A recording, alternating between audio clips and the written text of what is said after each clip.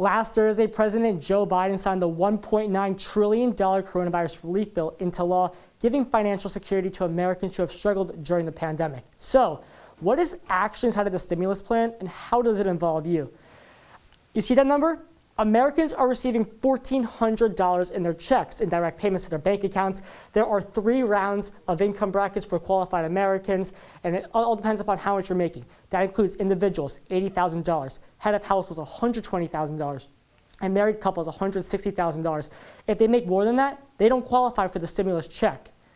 Now, what about household child tax credit? Families are receiving a $3,000 annual benefit per child if they're between the ages of 16 and 17 years old.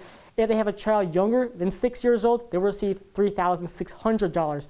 Keep in mind, 27 million children from impoverished or even middle-class families will benefit from this, but it depends upon how much their parents make.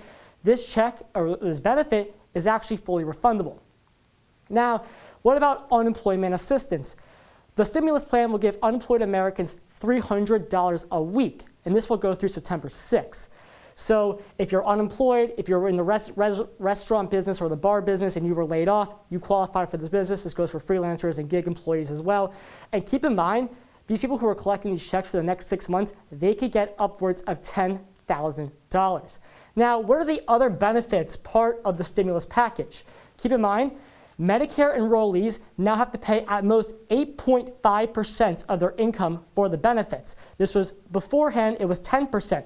Now, $125 billion in aid will be given to public K-12 schools to help students return to school. Most schools are actually closed 5 days a week. They're opening up for hybrid learning, 2-3 days a week. This will keep schools open 5 days a week for full in-person instruction. Also, food stamps are part of this package. Keep in mind, a 15% increase in food stamps will be given throughout the month of September. And a $20 billion in housing aid will help poorer families get more in their bank account and help them pay for rent. All right, so let's bring it local and to central New York. How will those in this region be impacted by the stimulus?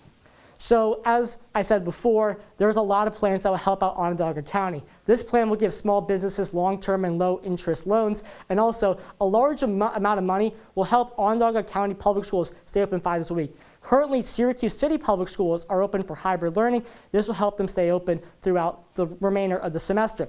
Also, a food stamp program will help parents from poor families give free or reduced costs for their children and keep food on the table for them. And Ben,